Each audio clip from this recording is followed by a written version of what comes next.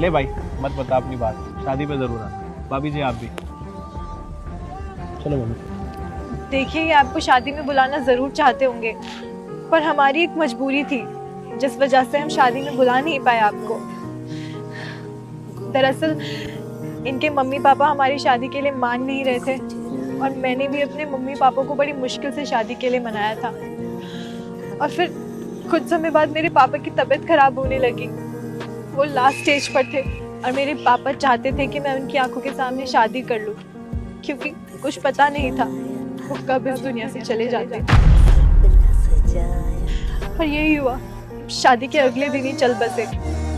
उनका सपना था कि उनकी बेटी का घर बस जाए, और बाबूजी की बीमारी में इतने पैसे लग गए थे कि हम लोग धूमधाम से शादी तक नहीं कर पाए।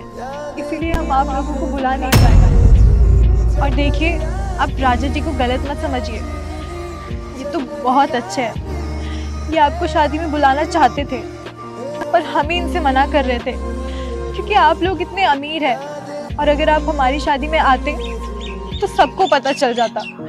यहाँ तक कि आप लोगों की इज्जत भी चली जाती कि अब हम गरीबों की शादी में आ रहे हैं। और भले ही अब हम लोगों के पास पैसा नहीं है, पर हम जितना भी कमाते हैं उससे 2 वक्त की रोटी खा लेते हैं, बस यही काफ़ी है। सारी चीज़ें ऐसे आगे ना सामने की हैंडल नहीं कर पाया। और मैं तो सोच रहा था कि भाई कैसे अपनी शादी के बारे में तुझे बताऊं, किस मुंह से बताऊं, क्योंकि हमने तो कसम खाई थी ना बचपन में कि मेरी अगर शादी होगी तो सबसे पहला कार्ड तुझे दूंगा, और तेरी अगर शादी होगी तो सबसे पहला कार्ड मुझे देना आएगा। मेरे में से और तुझ में से सबसे पहला प्रॉमिस तो तूने निभाया।